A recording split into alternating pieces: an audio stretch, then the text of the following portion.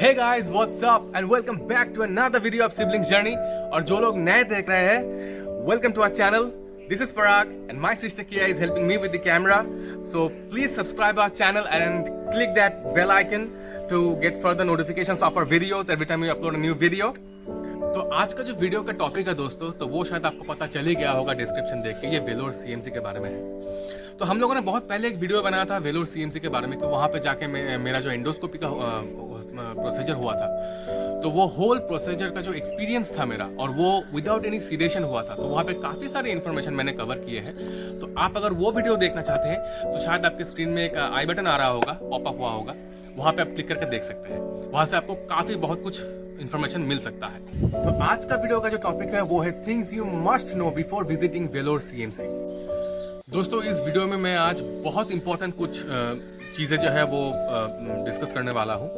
तो वीडियो को स्किप मत कीजिएगा क्योंकि काफ़ी सारे इन्फॉर्मेशन आपको मिलने वाले हैं, और ऐसी कुछ चीज़ें मैं आज बताऊंगा जो शायद आज आप पहली बार सुनेंगे, और ये चीज़ें आपको जानना बहुत ज़रूरी है वेलोर सीएमसी में अगर आप जा रहे हैं ट्रीटमेंट के लिए।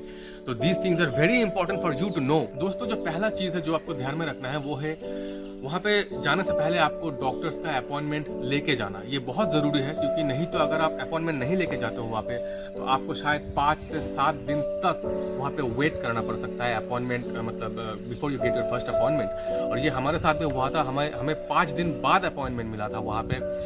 तो ये काफ़ी इंपॉर्टेंट है। आप ऑनलाइन से आप देख लीजिए उनका जो ऑफिशियल वेबसाइट है, तो वहाँ पे आप देख लीजिए, वहाँ से आप डॉक्टर्स के अपॉइंटमेंट करके पहले से जाइए ताकि आपको वेट ना करना पड़े 5 दिन तक या 7 दिन तक। दोस्तों, नेक्स्ट पॉइंट ये है कि आप वहाँ पे पहुँचे कैसे। पहली बात तो आप बाय एयर जा सकते हैं, और चेन्नई जो है, चेन्नई एयरपोर्ट में आपको उतरना है, या फिर आप बाय ट्रेन भी जा सकते हैं और जाके वहाँ पे जो चेन्नई है मेन सिटी, वहीं पे आप उतरेंगे। अब चेन्नई से जो है वहाँ से आपको वेलोर पहुँचने का 2 तरीके हैं, या तो आप बाय रोड जाइए या तो आप बाय ट्रेन जाइए। दोस्तों, चेन्नई से वेलोर का जो डिस्टेंस है वो 140 किलोमीटर का है तकरीबन, और 2.5 से 3 घंटा लगता है। तो आप टैक्सी कर सकते हैं एयरपोर्ट के बाहर से, या फिर रेलवे स्टेशन के बाहर से टैक्सी कर सकते हैं, या फिर अगर आप होटल को पहले से ही बुक करके रखते हैं और अगर आप उन्हें कहते हैं तो फिर वो गाड़ी वहाँ पे भेज सकते हैं, अगर आप उन्हें कहते हैं, लेकिन वो गाड़ी का भी चार्जेस अप्लाई होगा वहाँ पे। और अगर आप चाहते हैं कि आप बाय ट्रेन जाना चाहते हैं चेन्नई से वेलोर तक, तो वो भी आप जा सकते हैं डेफिनेटली। लेकिन यहाँ पे एक चीज़ आपको ध्यान में रखना है कि आपको ट्रेन का स्केड्यूल जो है और टाइम टेबल जो है वो आपको बहुत ही ज़्यादा ध्यान में रखना है, क्योंकि अगर आपने ट्रेन मिस कर दिया तो शायद अगले ट्रेन के लिए आपको काफ़ी ज़्यादा वेट करना पड़ जाए। And if you are having a patient with you, तो you might just want to avoid that. और अगर आप ट्रेन से जाते हैं तो आपको काटपाड़ी जंक्शन में उतरना है, चेन्नई से काटपाड़ी जंक्शन, और वहाँ से बस 15 मिनट लगते हैं ऑटो में वेलोर सीएमसी तक पहुँचने के लिए। दोस्तों, नेक्स्ट जो पॉइंट है वो है होटल्स एंड फूडिंग।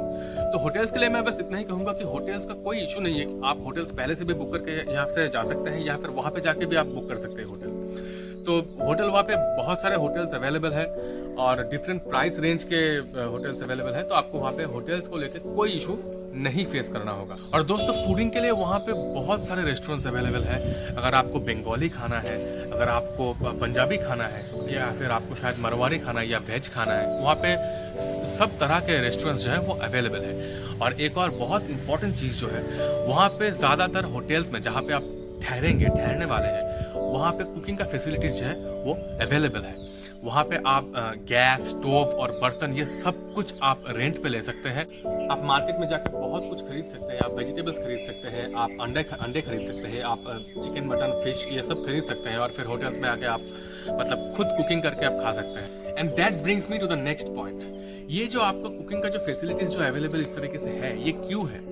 क्योंकि अगर आप वेलोर सीएमसी में जाते हैं तो आप एक चीज़ का ध्यान रखिए कि आप हाथ में टाइम लेके जाए वहाँ पे, क्योंकि मैंने पहले ही कहा था, अगर आप ऐसे ही बिना अपॉइंटमेंट के जाते हैं तो वहाँ पे 5 से 7 दिन तो अपॉइंटमेंट लेने में ही लग जाता है। और उसके बाद अपॉइंटमेंट आपको मिल गया, उसके बाद अगर आपका कोई टेस्ट है, ब्लड टेस्ट है या फिर कोई भी टेस्ट है, तो उसका रिपोर्ट आने में भी 2-3 दिन, और उसके बाद नेक्स्ट डॉक्टर जब वो रिपोर्ट देखेंगे उसका अपॉइंटमेंट मिलने में और 5 दिन 6 दिन लग जाता है। तो इस तरीके से जो है वहाँ पे टाइम बहुत लगता है। ऐसा नहीं हो सकता कि आप बस 1-2 दिन में डॉक्टर दिखा के आप आ गए वापस।